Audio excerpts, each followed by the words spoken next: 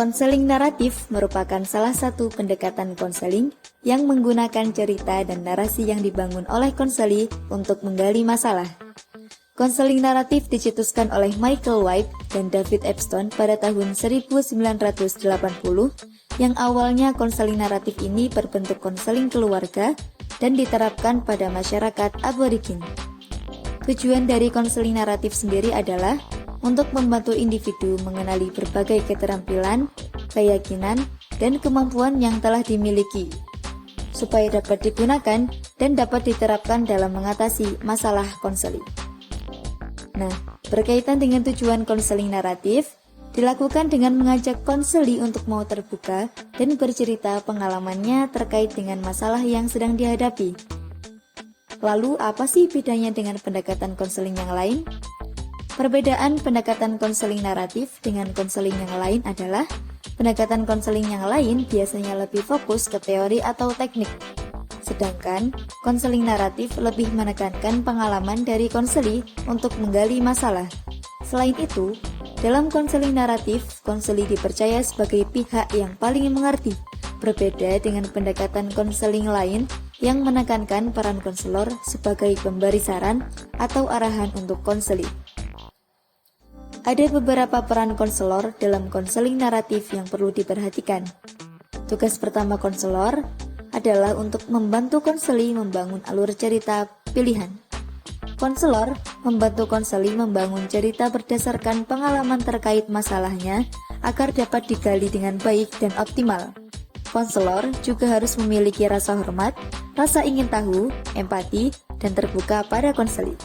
Selain itu, konselor naratif cenderung untuk menghindari penggunaan bahasa yang berkaitan dengan diagnosis, penilaian, dan intervensi. Lalu bagaimana sih contoh kalimat untuk diagnosis, penilaian, dan intervensi? Yang pertama, contoh kalimat diagnosis adalah sebagai berikut. Dari cerita yang kamu sampaikan, saya melihat adanya gejala yang mengindikasikan adanya depresi ringan. Contoh kalimat yang kedua, yaitu contoh kalimat penilaian. Berdasarkan penilaian saya terhadap kondisi yang sedang kamu hadapi, dapat dilihat bahwa tingkat stres kamu ini bisa berpengaruh pada kesehatan mental dan emosional. Contoh kalimat intervensi. Untuk membantu mengatasi masalah yang sedang kamu hadapi, kita dapat menggunakan teknik relaksasi dan latihan pernapasan yang berguna untuk mengurangi tingkat kecemasan. Berikut tadi adalah contoh kalimat dari diagnosis, penilaian, dan intervensi. Konseling naratif sebetulnya juga memiliki beberapa teknik, namun tentu saja teknik yang digunakan harus berhubungan dengan cerita atau naratif.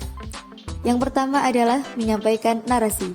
Teknik ini memungkinkan konseli untuk mengekspresikan pemikirannya dan mengeksplorasi peristiwa-peristiwa dalam hidupnya serta makna yang mereka berikan pada pengalaman tersebut. Yang kedua adalah eksternalisasi masalah, yakni mengarahkan konseli untuk melihat masalah atau perilaku mereka sebagai sesuatu yang bersifat eksternal dan bukan sebagai bagian dari diri mereka yang tidak dapat diubah, supaya mereka menyadari bahwa mereka sendiri bukanlah masalahnya. Yang ketiga ada dekonstruksi. Teknik ini mengupayakan untuk bekerja sama dengan konseli untuk memecah atau mendekonstruksikan cerita mereka menjadi bagian-bagian yang lebih kecil dan lebih mudah dikelola untuk memperjelas masalahnya. Yang keempat adalah hasil yang unik. Ini mengacu pada pengecualian pada cerita dominan. Juga dikenal sebagai penulisan ulang atau penceritaan ulang.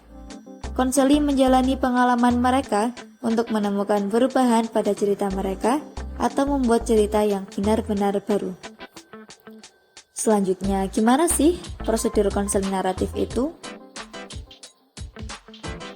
Langkah pertama dalam prosedur konseling naratif yaitu mengidentifikasi dan mendekonstruksi narasi dominan dalam upaya mengidentifikasikan efek, bahaya, dan keterbatasan ide dan praktik sendiri. Langkah kedua adalah mengeksternalisasi masalah, mendorong konseli untuk mengobjektifkan masalah yang mereka alami sebagai opresif.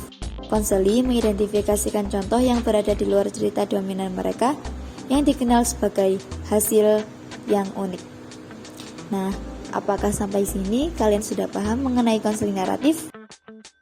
Selain itu, ada beberapa hal yang perlu kita ketahui mengenai konseling naratif, yakni kelebihan dan kekurangan dari konseling naratif.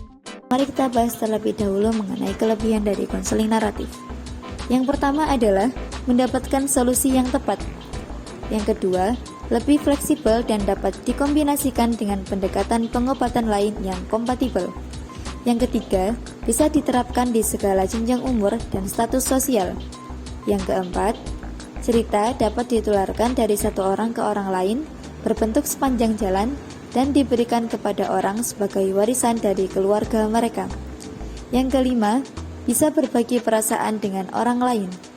Yang keenam, mengembangkan hubungan yang dekat. Yang ketujuh, memungkinkan orang untuk mengenali kemampuan berpartisipasi aktif, berpikir kreatif, dan imajinatif. Berikut tadi adalah kelebihan dari konseling naratif. Selanjutnya adalah kekurangan dari konseling naratif. Kekurangan yang pertama yakni cerita bisa dibuat-buat oleh konseli alias tidak real benar-benar terjadi.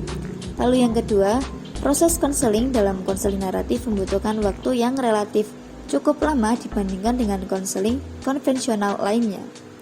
Yang ketiga, cukup rumit dan tidak bekerja baik untuk konseli yang inteleknya kurang memadai.